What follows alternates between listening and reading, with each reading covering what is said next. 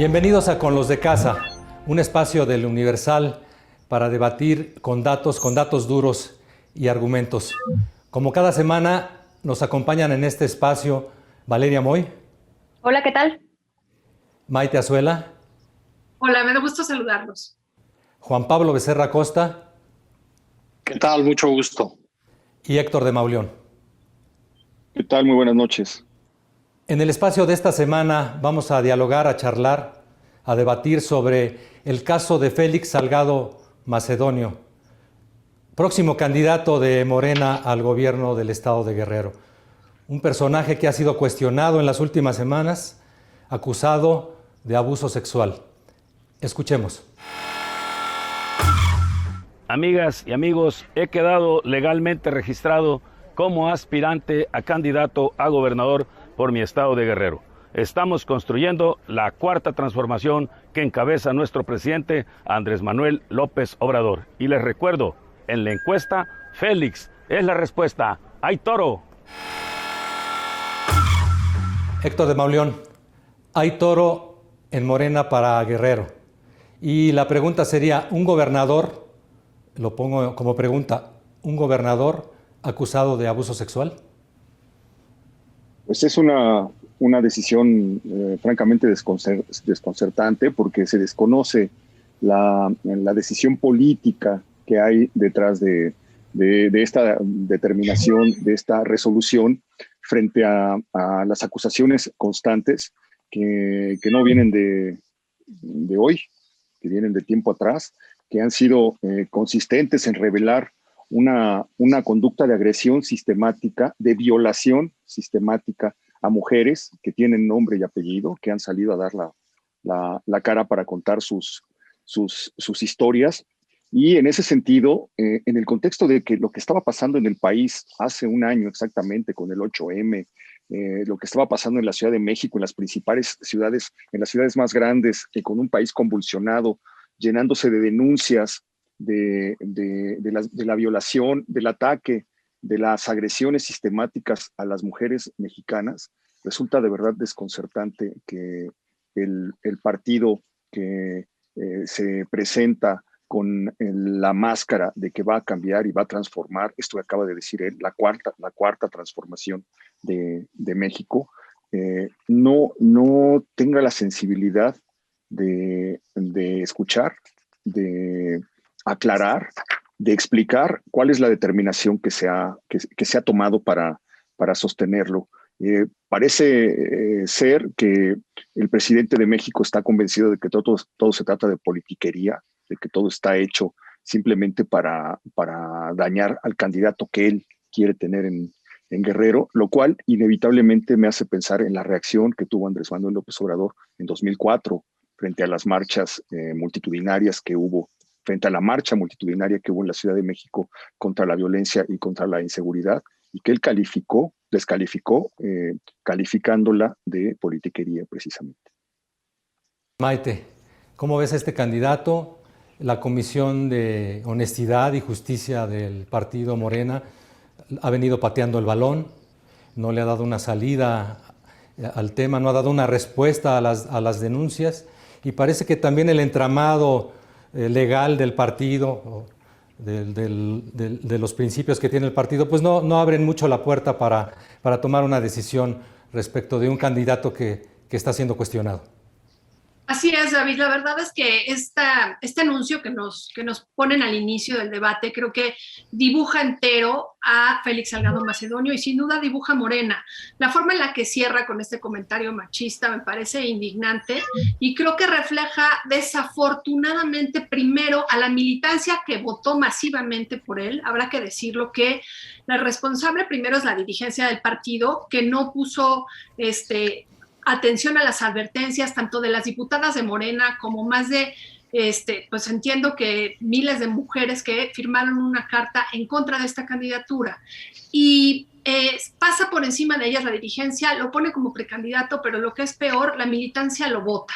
Ahora, como bien dices, está pues la Comisión Nacional de Honestidad y Justicia, que avala, por ello ahorita sale a decir, ya soy legalmente, como si la legalidad le importara a Félix Salgado Macedonio. Creo que claramente se ha pasado la legalidad por cualquier parte, pero no por una en donde realmente la respete, porque pues ya como Héctor nos decía, trae varias acusaciones y varias denuncias, procesos que han sido pues blindados desde la Fiscalía de Guerrero.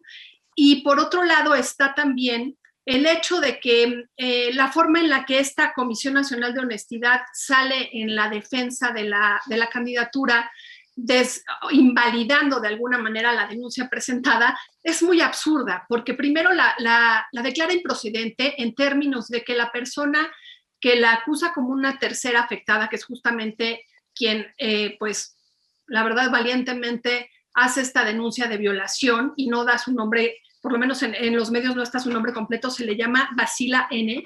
Dicen que no procede porque no da detalles sobre el domicilio en donde se llevaron a cabo los hechos y no precisa pues algunos otros requisitos que ellos llaman requisitos de procedibilidad. Y aquí otra de las cosas que resulta mucho más delicada es que dicen que no acredita que es militante de Morena, es decir, para que a Félix Salgado Macedonio se le acuse de violador y se le quite la candidatura, esta mujer tendría que haber sido militante de Morena, si no, no va a proceder pues la acusación. Creo que son dos elementos muy, muy endebles, muy vulnerables, y lamento que Morena esté tomando pues la bandera de un candidato con el perfil de Félix Salgado Macedonio. Claramente pues va a ser un referente para los electores y para la elección. Valeria, una investigación blindada, dice Maite. Blindada desde un gobierno o de una fiscalía que viene de un gobierno distinto al del partido Morena, al del partido que está postulando a Félix Salgado. ¿Qué opinión te merece esto? A mí me parece que todo lo que estamos viendo es un círculo muy vergonzoso de lo que pasa en la política en el país. Creo que hay muchas aristas de esto. Ya mencionó Maite algunas, por supuesto, el tema del desdén por las mujeres que han levantado estas denuncias es verdaderamente una segunda afrenta, ¿no? Ya se habla mucho de volver a victimizar a las víctimas y bueno, creo que para quien no haya entendido ese concepto, está clarísimo, ¿no? Lo que se está haciendo con la candidatura de Salgado Macedonio es exactamente eso, es desacreditándolas nada más, independientemente de cualquier proceso, y no solo viene del presidente, viene también de gente que en algún momento quizás podría yo haber pensado, y aquí hablo desde una perspectiva muy particular, quizás hubiera yo podido pensar que tendrían una perspectiva distinta, ¿no? Y me refiero en específico al presidente del partido. Para mí fue pues una vergüenza escuchar a Mario Delgado diciendo que era el candidato y que mientras no se le probara nada, pues no había nada y no... Eso es otra vez volver a desacreditar lo que dicen no una mujer, no dos mujeres, no de una ocasión, no de dos ocasiones, sino repetidas mujeres en repetidas ocasiones que ponen a Salgado Macedonio como un perpetuo agresor sexual. Y bueno, muestra evidentemente que hay unos juegos de poder que quizás nosotros no estemos poniendo con claridad sobre la mesa, ¿no? Porque todo esto está relacionado con quién es el segundo candidato, quién era la segunda opción o la segunda posibilidad. Y la segunda posibilidad es un familiar de Sandoval, ¿no? De Erendira Sandoval. Entonces, pone ahí un juego de poder, un balance de poder, que quién sabe cómo se estén conformando las estructuras dentro de Morena, pero que al final del día hacen a uno pensar, ¿de verdad esos son los candidatos? ¿De verdad eso es lo que tenemos para escoger? O sea, ¿eso es lo que hay? Porque sí me parece que habla muy mal del partido, del presidente del partido, el desdén a las mujeres de su propio partido. Y bueno, yo dudo que se haga una investigación profunda porque no se ha hecho una investigación profunda y porque, ¿sabes qué es lo peor? No hay deseo de hacerla. Y cuando no hay voluntad de hacer esa investigación, pues al final del día lo que veremos, si es que sucediera, será un espectáculo únicamente para parchar y para mostrarle al público lo que quieran mostrar. Juan Pablo, hice la pregunta, de hecho estamos titulando este programa Un gobernador acusado de abuso sexual. ¿Y por qué la pregunta en ese sentido, un gobernador? La semana pasada, hace algunos días, publicamos en el Universal una encuesta donde hay una diferencia enorme. Como marca, Morena tiene 43% frente a 13% del PRI. Y con cualquiera de sus candidatos, en este caso Salgado Macedonio o Pablo Amílcar Sandoval, tendrían más o menos ese porcentaje, arriba de los 40 frente a sus opositores. Con cualquiera ganarían, pues. En esta parte, ¿qué nos dices? Pues mira, David, primero no sé qué está pensando, francamente, el partido Morena. Déjame tomarme nada más 20 segundos para señalar algo que sucedió aquí la semana pasada. La semana pasada di un dato aquí de la Secretaría de Salud que era absolutamente falso, era erróneo. Me lo dio una fuente del gobierno federal. Lamento muchísimo, espero que me disculpen ustedes y la audiencia. Siempre le digo a los jóvenes que hay que verificar a los periodistas. Y ocurrió esto, se lo dieron a una periodista que lo dio también en su noticiero. Lo lamento mucho, solo quiero agregar que es verdaderamente increíble que el gobierno federal dé un dato como cierto para ocultar el desastre que tiene en este caso en el sector salud en la parte de vacunación. Y hablando de datos, déjame darte unos datos que tienen que ver precisamente con esto. Guerrero, el año pasado, de acuerdo a los datos del Secretariado Ejecutivo el Secretariado Ejecutivo del Sistema Nacional de Seguridad Pública, hubo 350 violaciones en Guerrero. 350 violaciones. Quiere decir que fueron 29 al mes en promedio. Estamos hablando de un estado que tiene un grave problema de violencia contra la mujer. Entonces, ¿qué mensaje está mandando el partido en un país además extremadamente misógino, feminicida, diciendo, bueno, pues no importa, vamos a esperar porque, señor, sí, efectivamente todos son inocentes hasta que se demuestre lo contrario, pero es increíble que las llamadas de emergencia, por ejemplo, en Guerrero también son 6,678 el año pasado en Guerrero, 18 por día. Entonces, que no se dan cuenta del lugar en el que está sucediendo eso. ¿Cómo pueden convalidar a un hombre que tiene este tipo de acusaciones? Yo me pregunto si Morena, si uno de sus candidatos o precandidatos tuviera denuncias por homicidio, pues no se esperaría que hubiera una investigación seria, o diría, bueno, pues es que hay testigos, pero pues no está todavía juzgado. Guerrero ocupa, para darles otro dato adicional, el 4º lugar nacional en cuanto a delitos, presuntos delitos de violencia de género, o sea, la violencia distinta a la violencia familiar, por cada 100,000 habitantes. Entonces, es francamente inadmisible lo que está haciendo Morena. Ojalá, y las mujeres, he platicado con algunas mujeres y algunos hombres de ese partido de Morena, ojalá y realmente presionen de tal manera que echen abajo esta candidatura. Sé que hay mujeres dentro de ese partido que no están de acuerdo, pero por alguna razón no se atreven a decirlo, y también es el caso de hombres. Entonces, es inadmisible bajo cualquier perspectiva.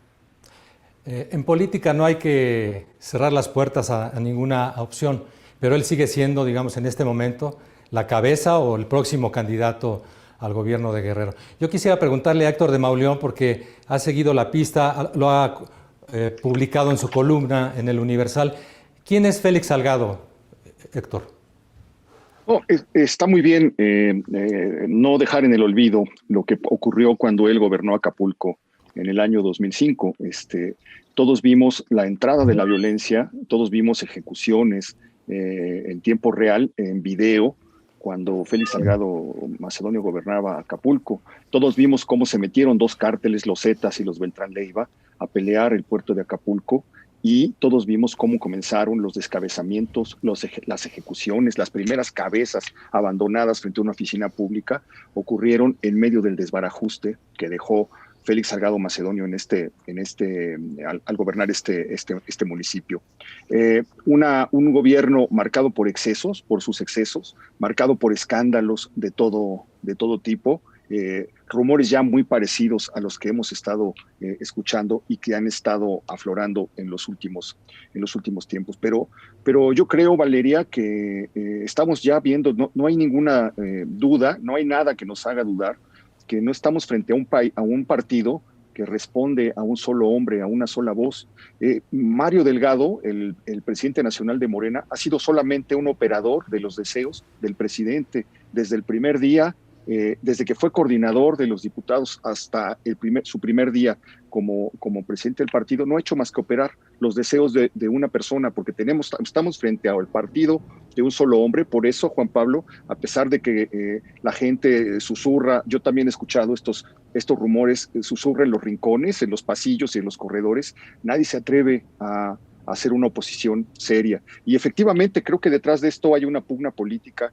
Esto es muestra de una fractura y de una pugna política, el anuncio de la pugna política que está estallando dentro de Morena de cara a las elecciones que vienen a mediados de este año, y sobre todo de cara a los posicionamientos de los grupos en 2024. En esta pugna están perdiendo Eréndira Sandoval, su hermano, y una persona que súbitamente ha quedado muy calladita después de haber hecho ruido en medios y en redes y etcétera, que es el señor Ackerman. Efectivamente hay una pugna de poder dentro de Morena, hay un manotazo del presidente para aplacar estas grillas, lo que él llama estas politiquerías, porque las filtraciones vinieron de ahí, surgieron. Las filtraciones sobre las violaciones vinieron de ahí. No estoy diciendo que las violaciones no hayan existido y no hayan ocurrido. Ahí están los nombres de las personas. Simplemente hubo intereses que las hicieron aflorar, que les dieron visibilidad y que hicieron que el escándalo estallara.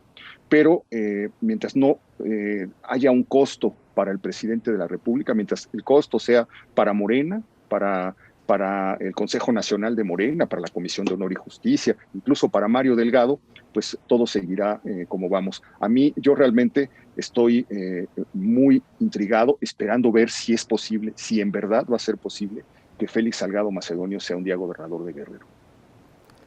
Quisiera preguntarle a Valeria y a Maite, a las dos, la misma pregunta. Más allá de esto que comenta Héctor, de la parte política, pareciera que a Morena, que al gobierno del presidente López Obrador, no les interesa mucho el tema de la violencia contra las mujeres. Lo hemos visto a lo largo de 2 años, lo hemos visto después del movimiento de hace un año, en marzo, cuando las mujeres salieron a las calles a protestar por la violencia, por los feminicidios. Esa sería la pregunta. ¿Le interesa o no, a la luz de lo que hemos visto, combatir la violencia contra las mujeres a este gobierno? Bueno, pues creo que es importante, David, revisar cómo al gobierno no le importa y Morena de alguna manera se vuelve un brazo del gobierno, y lo digo porque se le hizo una pregunta explícita a Olga Sánchez Cordero sobre qué opinaba alrededor de las acusaciones de violación que tenía Félix Salgado Macedonio, y creo que su postura como secretaria de Gobernación, que además es responsable de las oficinas o de los institutos del Federal de las Mujeres e incluso de oficinas que atienden a víctimas, ¿no? De género, básicamente.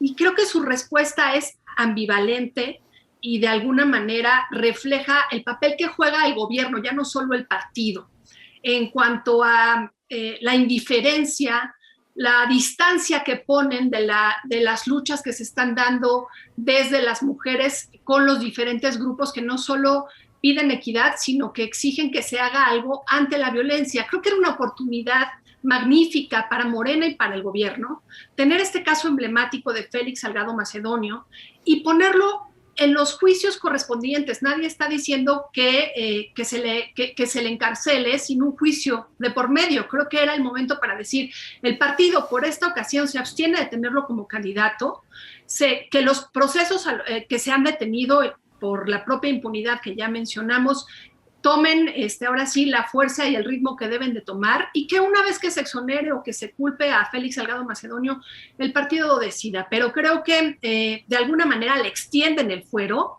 un fuero que le ha dado Morena, y le ratifican pues este comportamiento que lo que hace es no solo hablar mal del partido, sino hablar mal del gobierno. Valeria, blindan al toro. A ver, yo lo que he visto desde el principio de la administración del presidente López Obrador, muy arropado por su gabinete, es una franca simulación. Me parece que hay que decirlo con todas sus letras, ¿no? Esta historia de un gabinete paritario, esta historia de tenemos tantos hombres, tantas mujeres, esta historia de la legislatura paritaria, todos estos números que a simple vista, sin contar la historia, sí suena muy paritario, ¿no? Si te dicen, bueno, de 20 puestos en el gabinete, 10 mujeres, 10 hombres, y dices, ay, mira, el primer gabinete paritario. Y al final del día te das cuenta que es una verdadera simulación, una franca simulación. El presidente en las mañaneras ha hecho manifiesto en muchas ocasiones, un verdadero desdén o un desprecio hacia el rol de las mujeres en otro tema que no sea el de la familia, ¿no?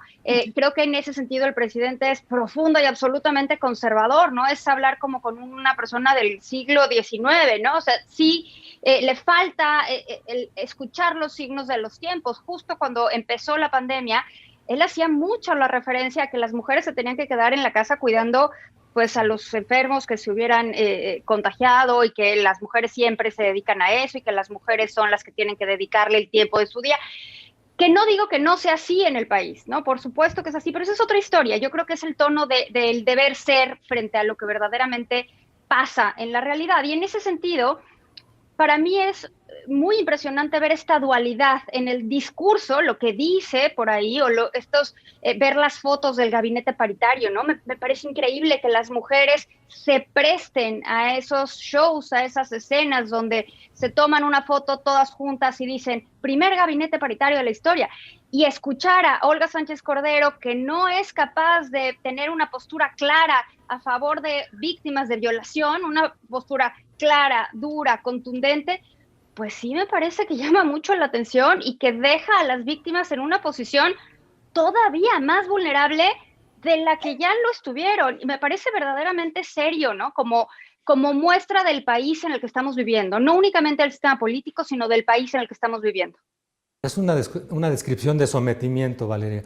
Pero preguntarle a Juan Pablo, ¿las mujeres pueden cobrar factura por este tema y el desdén en las elecciones de junio? Pues mira, si se enterca el presidente Mario Delgado, quien sea, en esto, ojalá que sí. O sea, vuelvo, más datos, es inadmisible. Guerrero ocupa, David, el 7º lugar en homicidio doloso contra mujeres en todo el país, 7º lugar por 100,000 habitantes. Ocupa el 10º lugar en trata de mujeres. Entonces, es increíble. Este hombre, estaba viendo ahora, Salgado Macedonio, se la ha pasado saltando, como decían por aquí, de fuero en fuero, de diputado en el Congreso de la Unión, a senador, a diputado otra vez, a presidente municipal, a senador. Es inadmisible que postulen a una persona que tiene ese tipo de acusaciones. Como muy bien dijo Maite, perfectamente el partido podría decir, a ver, no, señor, en este país no puede transitar, como dicen ellos en política, este tipo de barbaridades. Primero que lo terminen de investigar y luego lo presentamos. Y si lo ponen y si se entercan en ponerlo, pues una de dos. Si la gente en Guerrero tiene conciencia porque lo conocen bien. Yo viví 5 años en Guerrero y voté ahí en Guerrero.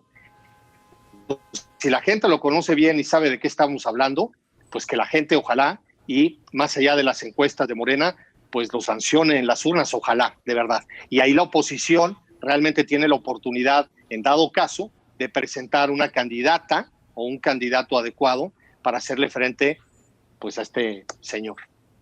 Un último comentario sobre el caso Salgado Macedonio para pasar a otro tema. ¿Quién quiere cerrar? A la luz de las cifras que ha presentado Juan Pablo, pues la candidatura no hace sino reforzar la realidad de un Estado. No veo qué cuarta transformación puede haber ahí cuando pones al emblema de todos los números que acabamos de escuchar. Salgado Macedonio debe ser un héroe entre muchos guerrerenses, y en lugar de que se sancione, perdón. Así es. Y en lugar de que se sancione esto, simplemente se refuerza esta conducta. Yo llamaría a no dejar en el olvido cómo comenzó la asfixia de Acapulco, la destrucción de Acapulco, la muerte del puerto. comenzó cuando Félix Salgado Macedonio estaba ahí. Ahí está, nada más basta ir a la hemeroteca, revisar los periódicos de esos años para darse cuenta de la inmensidad del desastre que dejó atrás, de los escándalos de corrupción y de los excesos personales que lo acompañaron. Maite. Pues yo creo que desafortunadamente, viendo las encuestas, independientemente del candidato, Morena tiene amplias posibilidades de llevarse la gobernatura. A mí me gustaría que Guerrero tuviera un electorado que definiera en contra de esta posibilidad, de manera que contradijera su propia historia, como bien dice Héctor, es decir, que no triunfaran los que celebran las violaciones, los que celebran los acosos, los que los producen, ¿no? Con los números que Juan Pablo nos da, creo que nos queda más que claro, y creo que es una oportunidad para los electores de Guerrero para decidir si están con el abuso, con la violación o contra de ella, ¿no? Valeria. Me gustaría que los electores de Guerrero tomaran esa decisión. Desafortunadamente creo que no necesariamente sucede ni va a suceder así. Creo que hay la famosa y terrible operación política, ¿no? Este término que a mí me parece increíble que la gente use, así como, es operador político. Para mí sería como la peor ocupación que alguien pudiera decir de mí, ¿no? Pero esa operación política, que pues en realidad se refiere a acarrear votos y a movimientos, y me parece que eso va a suceder, desafortunadamente va a suceder, y entonces va a validar a una persona que tiene un comportamiento deleznable y vulgar y agresivo y que lo ha mostrado a lo largo de su trayectoria. O sea, no es una situación de una vez o una ocurrencia, no, esto es consistente. Si hay algo consistente en el tiempo, es eso, más lo que nos comentaba Héctor de el deterioro, de abrirle la puerta al deterioro brutal que vivió Acapulco. Pues imagínate lo que nos deja, ¿no? Me encantaría pensar que los electores todos, me incluyo y nos incluyo a los que estamos en este programa, que nos sentamos y analizamos con profundo detalle las características, las cualidades, los pros, los contras de los candidatos por los que vamos a votar. Desafortunadamente creo que todos conocemos que la realidad no es así, y al final del día uno vota o con el estómago o con el sentimiento o con el acarreamiento de la operación política. Y en ese sentido me parece que va a ser un deterioro para la democracia y, por supuesto, un punto negro en las filas de Morena que me parece que no se van a poder quitar. Yo no quisiera hacer una última acotación. ¿Dónde está la indignación del 8M? ¿Por qué no está aquí? ¿Por qué no está aquí? Porque ya viene, Héctor. Yo creo que porque viene, porque supongo que se está cocinando esa indignación. No, y no sé si vieron, hubo varias mujeres, por lo pronto, artistas, escritoras, periodistas, cineastas, que se manifestaron en contra, y desafortunadamente Frena se subió a la ola de este trabajo que habían hecho en redes estas mujeres y se apropió del mensaje. Creo que eso fue deleznable, pero bueno, ya hay mujeres que están alzando la voz al respecto, ¿no? ¿Y el gabinete paritario ya levantó la voz? Yo esperaría... El gabinete calladito.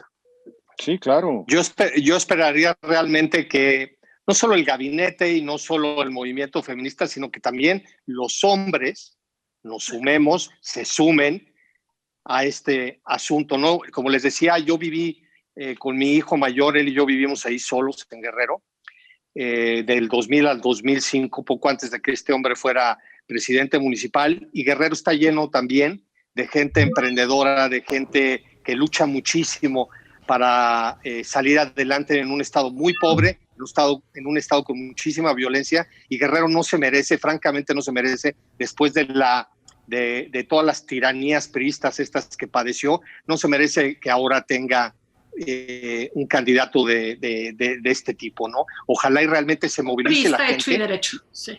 Sí, e impida que este hombre sea candidato, y si no, que lo sancionen ejemplarmente en las urnas, ojalá.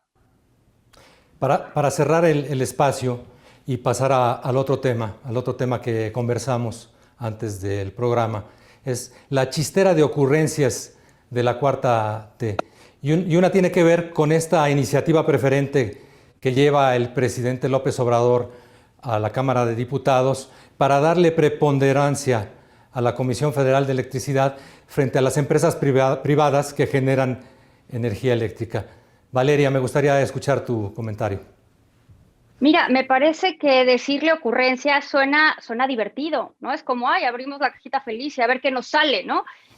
Porque eso pareció la semana pasada, el lunes pasado que salió esta iniciativa preferente, parecía como, bueno, pues a ver qué aparece aquí.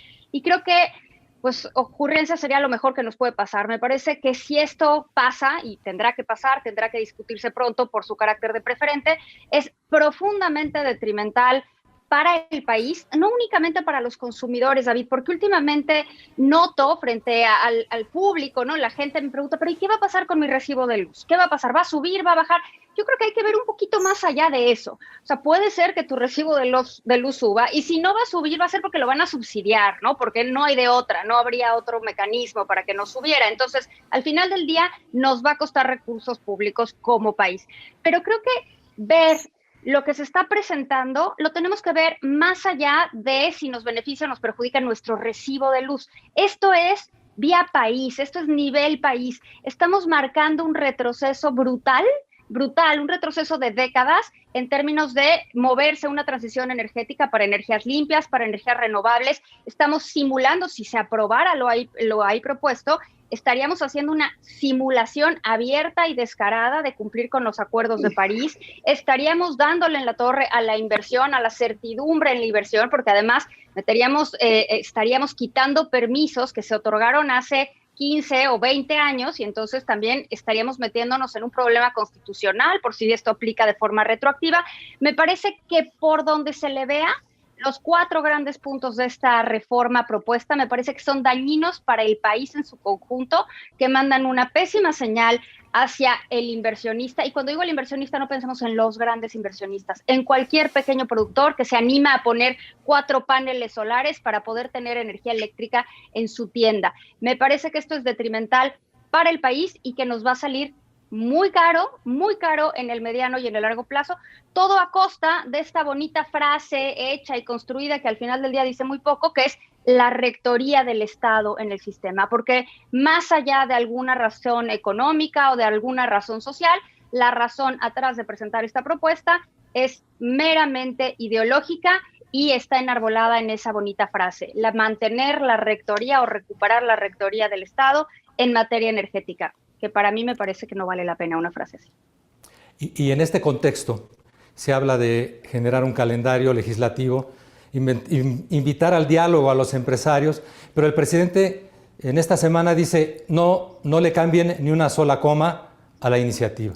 Convocan a una sesión de Parlamento abierto, donde participan todos los interesados, ahí está apuntado el IMCO, por supuesto, pero lo que es muy preocupante también es que el presidente diga no se le va a cambiar ni una coma, porque entonces la señal que está mandando es hagan ustedes el Parlamento abierto que quieran y al final del día se va a tomar la decisión que yo quiera que se tome, ¿no? Una muestra más, como si no tuviéramos suficientes, una muestra más del autoritarismo y de la verticalidad que estamos viendo en estos momentos en el gobierno de México. Y de un Congreso que solamente obedece a los intereses y a los dictados del presidente de la República. Héctor. Un poder judicial, pues en la inauguración hoy de Santa Lucía, que es una de las cosas más de la pista de Santa Lucía, que creo que es una de las cosas más delirantes que nos ha regalado este gobierno, está el presidente de la Suprema Corte asistiendo, acompañando a esta cosa que parece sacada como de una novela del boom latinoamericano, como del Otoño del Patriarca, o como de Tirano Banderas. Vamos a todo el gabinete a tomar un avión para ir a aterrizar, ya está la pista inaugurada, y moverse todos, llevar a los medios para ver esta cosa que es de verdad de una película de Buñuel, una cosa onírica, en un baldío inmenso, con una pista, ver el avión y escuchar las ovaciones, etcétera. Creo que es un gobierno que ha hecho de la gesticulación un modo de actuar, un método de acción política mediante la gesticulación, el uso de objetos simbólicos y mediante el control de determinadas cosas, porque otro de los elementos que anda por ahí rodando es precisamente la iniciativa de regular las redes, que es otra cosa muy, muy divertida, porque creo que la 4T está perdiendo la batalla en las redes sociales después de haberlas usado para linchar y perseguir al otro, a quien no pensaba como ellos, o quien no se alineaba al pensamiento. De repente vieron que no bastaban sus bots y que no bastaban sus persecuciones y que hubo una especie de despertar de las redes frente a la realidad apabullante de la crisis de salud, de la crisis económica, de la crisis de desempleo, de la crisis de violencia, etcétera. Y entonces, pues como ya no me gusta, entonces la voy a prohibir, ¿no? Para cerrar con Maite, con Juan Pablo, es este tema de las redes sociales. El presidente las critica por lo que ocurrió en Estados Unidos cuando le bajan sus cuentas a Donald Trump. Pasan de ser benditas redes sociales a quizá malditas. Y no falta un morenista, un legislador que sale con una ocurrencia, la saca de la chistera para llamar la atención. Ricardo Monreal, para regular a las redes. Maite. Pues sí, lo dices bien, David. La verdad es que revisando la propuesta que Monreal está anunciando desde que inauguró el mes de febrero con esta ocurrencia, es interesante ver cómo conciben ellos el Internet y el ciberespacio, porque pues ahora sí que abusando de recurrir a imágenes de los 60s o 70s, creo que me imagino a Monreal creyendo que esto se regula desde un walkie-talkie o algo similar, en donde no comprenden la dimensión global que tiene el ciberespacio y que tiene el Internet, y se imaginan que se puede controlar desde lo nacional, ¿no? Y aquí también recurren a lo que ya se está volviendo pues como una frase repetitiva del gobierno, que es a la Rectoría del Estado, y dicen el ciberespacio y el Internet le corresponde regularlos al Estado, e incluso se atreven a recurrir a uno de los organismos autónomos que les parecía inútil en su momento, que es el IFT, y le asignan facultades que no tiene, ojo, de vigilar la libertad de expresión. Se vuelve contradictoria la propuesta de Monreal, porque por un lado él anuncia como si esta regulación lo que estuviera resguardando es justamente esta libre expresión, un poco recurriendo pues al ejemplo que pones de Trump, en donde se le cerraron las redes al expresidente de Estados Unidos cuando estaba de alguna manera pues convocando a la rebelión. Y se contradice porque el contenido lo que está haciendo es justamente lo contrario. Incluso usan la palabra que me llama mucho la atención, suprimir. Es decir, lo que se está buscando es que cuando algún usuario de las redes o del Internet o del ciberespacio recurran a faltas que ellos ya tienen ahí precisadas, se les supriman las cuentas y ponen al IFT como un árbitro en donde dice contará con personal especializado en derechos humanos y en libertad de expresión, lo cual es un poco irrisorio porque la libertad de expresión no es un ámbito del IFT, los derechos humanos menos, y tenemos una CNDH que no tiene ni siquiera como titular a un especialista en derechos humanos. Entonces, ¿a qué especialistas recurrirán para este arbitraje? No lo sabemos. Ojalá se detenga la ley. Lo que sí se vuelve es un poco de risa pensar en cómo imaginan ellos que funciona el ciberespacio global, ¿no? Como algo que se controla desde lo pequeño, desde lo inmediato. Juan Pablo, ¿control o regulación? ¿Qué estás viendo? No, por supuesto que lo que quieren es control. Al senador Ricardo Monreal alguien le dijo y lo convenció de que podía ser presidente de la República en el próximo sexenio, y entonces está en estas actitudes de gran gesticulador, como decía Héctor, refiriéndose a este gobierno, y además miente, David, porque si tú ves la exposición de motivos de Ricardo Monreal, ahí en su página, porque él tiene su página ya como la tenía López Obrador en su momento, dice que lo hace para defendernos, fíjate nada más, a los periodistas, que si nos dicen chayoteros, vendidos, centaveros y otras infamias, así dice, que realmente ellos van a tener un órgano para defendernos, y entonces imagínate nada más, y para censurar, porque pues es eso, ¿no? A los que nos ataquen. O sea, no se puede regular las redes sociales así, y además con una demagogia. Cita él al filósofo francés, a Jean-Jacques Rousseau,